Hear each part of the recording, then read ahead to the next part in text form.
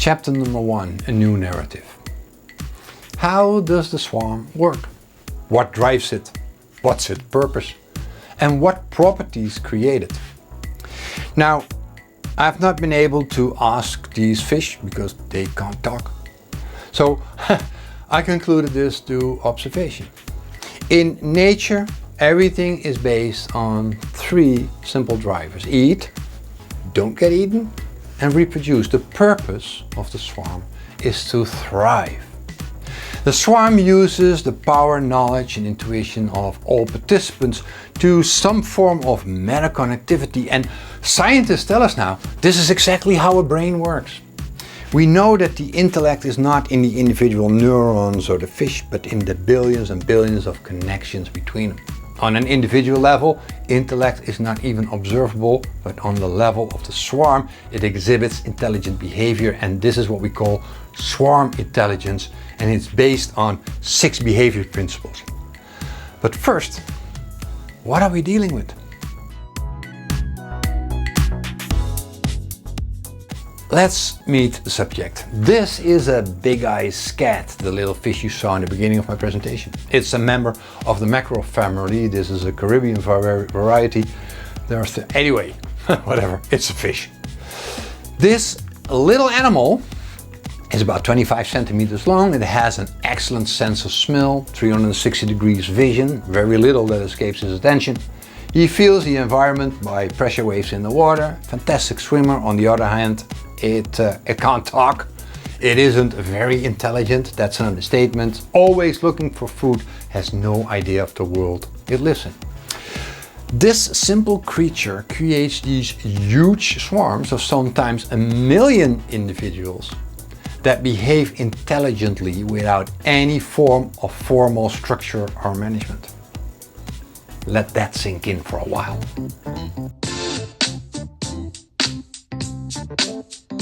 What are the 6 principles that create swarm intelligence?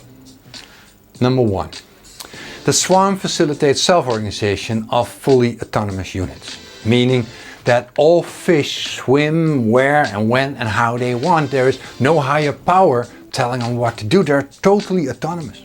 They pursue a common goal based on individual motivation, and this means that a swarm is completely purpose-driven. They all follow the same goal. Number 2, the organization is designed around flexible roles. How does this work? Now, just imagine a fish somewhere in the middle of the school. It can't see anything because its vision is completely blocked. It just follows the rest. It assumes the role of a follower. But a fish on the outside of the school can see what's going on. Is there food? Is there danger? A chance to make love? And automatically it takes the responsibility for the lead role.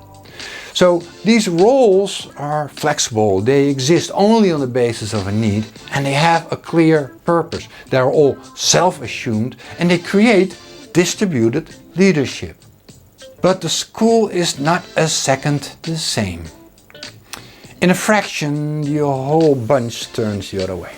The follower becomes the leader and vice versa, and they automatically swap roles. So the authority is in the role, not in the individual. It is called simultaneous generalism and specialism.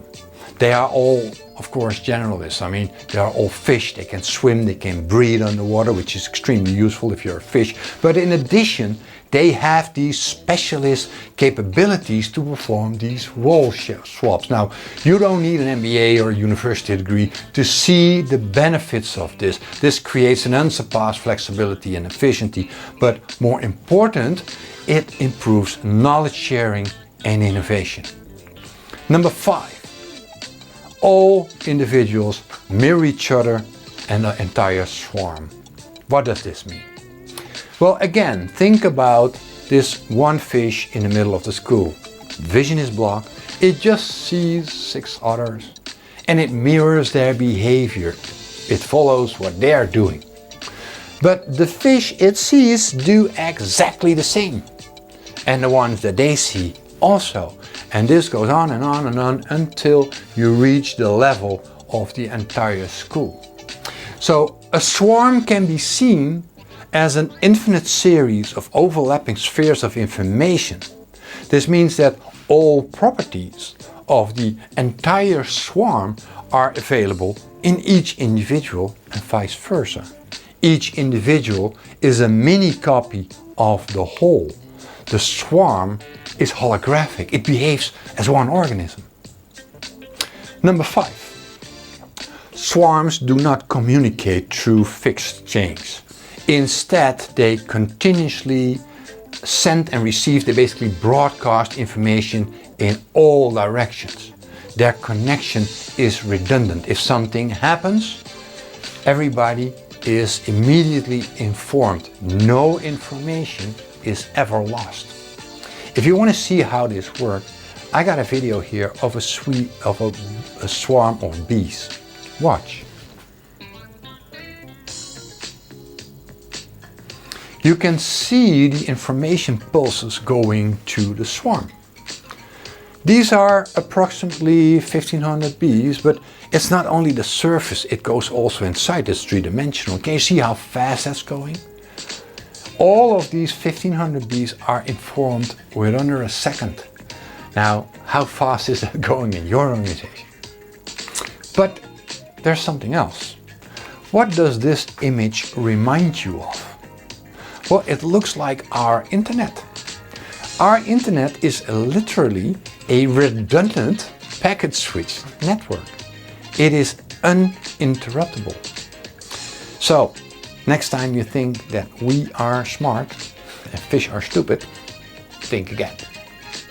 And number 6, the swarm has a very high internal diversity. This allows it to detect and match all aspects of its environment. For us, all these fish look and behave the same, but it's more about the diversity and experiences, so that there's always someone who knows exactly how to respond to the environment, and this creates hyper-adaptivity. And the benefits are truly tremendous. Just to mention a few. They quickly and easily respond to changing conditions in their environment. They solve complex problems in real time at the point of occurrence. Mutual beneficent cooperation makes them take ownership. They are more motivated. They create also more value for the environment, and this altogether makes them more resilient and future-proof. Populace said, swarms resonate. They are in full flow and extremely successful. Now, you may say, Evert, fine, this happens in nature. No humans do this. Well, that's not true. It happens, and you know it. You know it very well, actually. Just imagine a soccer team, right? All players in a soccer team are totally autonomous. They determine their own position. Nobody tells that. The team is based on role, attackers, defenders, etc. And all players are generalists. They know the game. They can handle a ball, but also have a specialty, goalkeeper, midfielder. They mirror each other. Well, they know all the tactics and the tricks. And they are all redundantly connected. There's continuous interaction between them. They are extremely diverse. They come from all walks of life. They have a very strong commonality, the club, right? And a common goal, they want to win. They are hyper adaptive and efficient and solve issues directly at the source. Conclusion, a soccer team is a self-organizing collective, a mini swarm.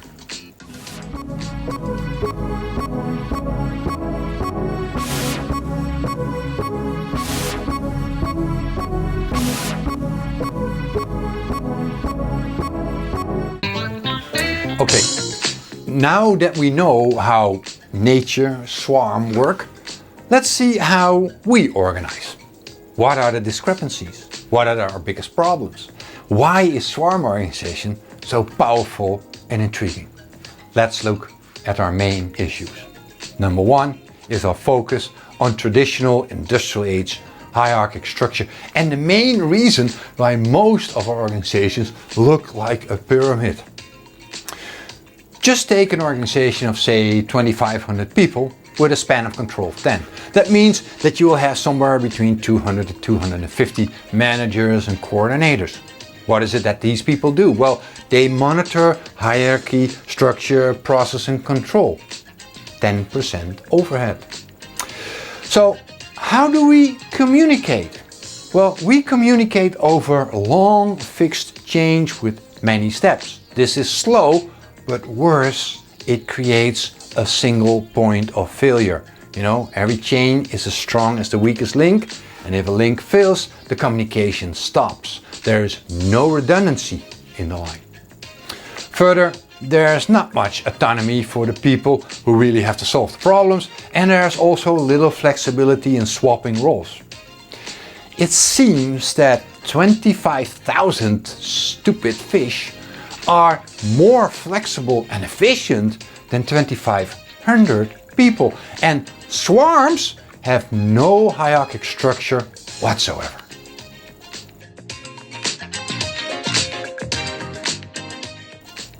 Our second issue. Why are we stuck?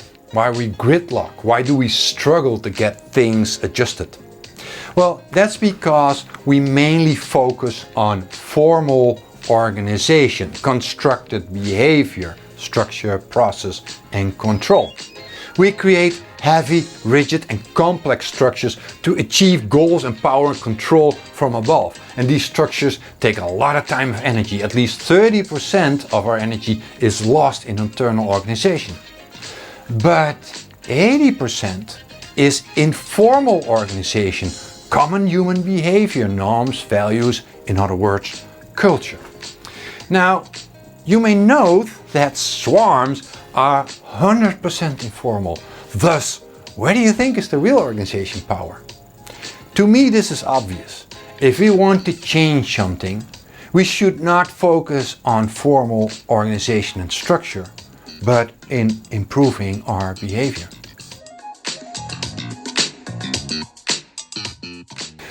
And then our third problem, our focus on fixed central leadership. Many people believe, and that included myself a while ago, that fixed central leadership is the only solution for governance and decision making because it seems logical. But can't we really assume that managers are expert in any field, that they have solutions for any issue, and on top of that have perfect social skills and an indestructible moral compass?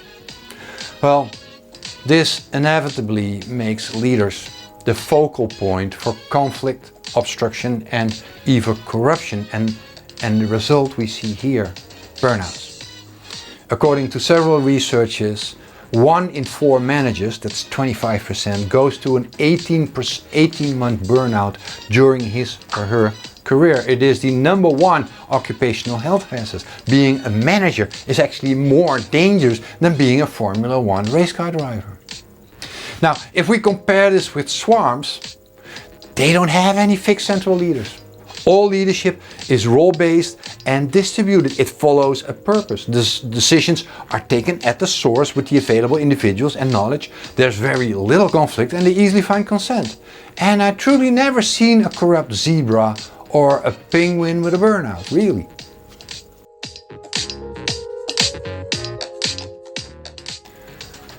And then issue number 4, our focus on old motivation values. In the year 2025, at least 25% of the workforce, the employees, will be Generation Z, people born between 1995 and 2010.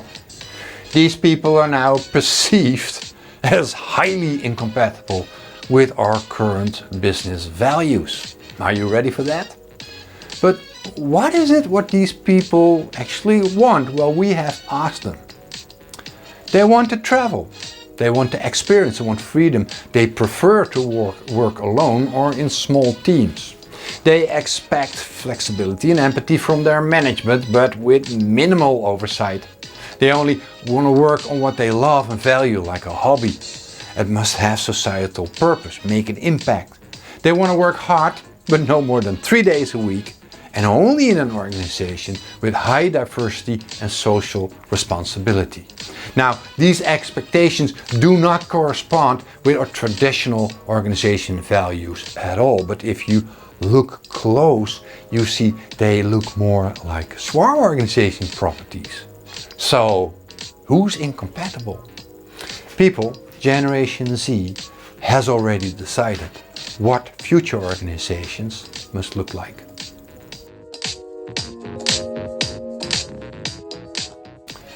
And issue number 5, the last one, our focus on control.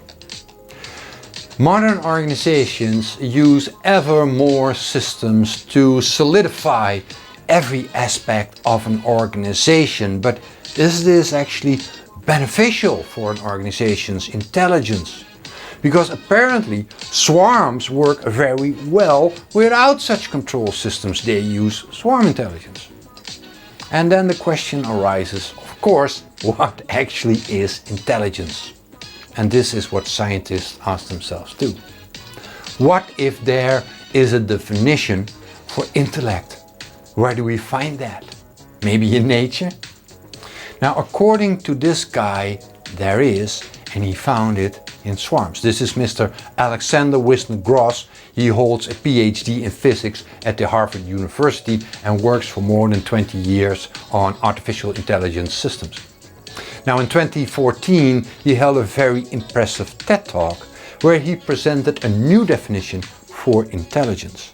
And this definition says that we should think of intelligence as a force that always acts to strive for maximum future freedom of action. Simply said, intelligence doesn't want to be trapped, it wants to keep options open. Now, based on this science, they developed an AI system called Anthropica, and I can only advise you go see the TED Talk. It's really amazing what he achieved. And I think he's right. But why is this important? What does this mean for an organization? Now, let's reason this the other way around. If intelligence must be defined as striving for maximum future freedom of action, then we may conclude that the more we try to structure and control an organization, the fewer options for future action it has, and the less intelligent and adaptive it will be. Less structure means more intelligence. And this led to a key realization, and here they are again, the Duke University research. And this says that a lack of innovation, adaptation and connection, all signs of high intelligence, is mostly not due to a lack of good ideas, human flexibility and empathy. It is a consequence of highly structured organizations. And this brings me back to my question in the introduction. What if it turns out that our current organization models actually make organization less future-proof? Now, to me, the answer is evident. Our current traditional organization models with structure and control do not agree with the intelligence definition or the swarm principles. They are therefore counterproductive for creating future-proof organizations. In other words, the more we structure, the less future-proof.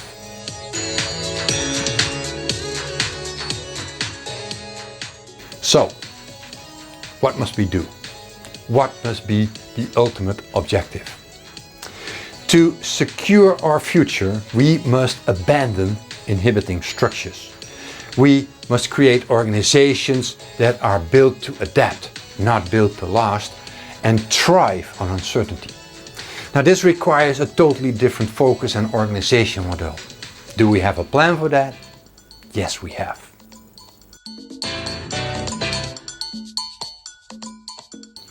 We call them DAOs, decentralized autonomous organizations. These are artificial intelligence interaction platforms driven by self-organization principles and fully owned by the participating members. They use blockchain, networks and tokenization and smart contracts that organize the interaction and arrange the administration. And there are already several people working on that. We call them the AI DAO stack builders. Organizations like Aragon, the big one by the way, Hola Spirit, Colony Ethereum. They are creating the DAO stack software solutions in several functional layers.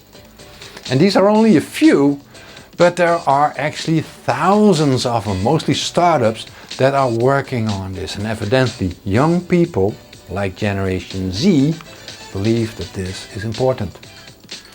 And they are in good company.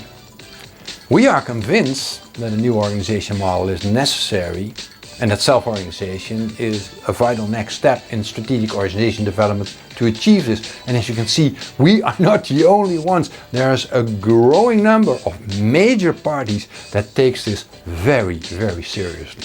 Even these guys, WEF. Love them or hate them, but they think this is where we're going, which is a little bit funny because the leader, Klaus Schwab, looks like, a hierarchical leader from a James Bond film, but whatever. Oh well, this is what they think where we are going. Interesting. So, our vision for a future of organizations. Swarm-based DAOs. A symbiosis of nature, humanity and technology. Autonomous, self-organizing, mutual beneficial collaboration platforms that create future-proof organizations that thrive on uncertainty with a new economic model and a new life purpose. We believe that swarm DAOs will change the very concept of organization. It will create organization as a service. Now, if there is anything that I want you to take away from all of this, is that change is not going to slow down. It will only keep on accelerating. And to stay relevant in the future, organizations will need to adapt much, much faster. And as you can see, it can be done. If there is an objection, it's mainly up here in our heads.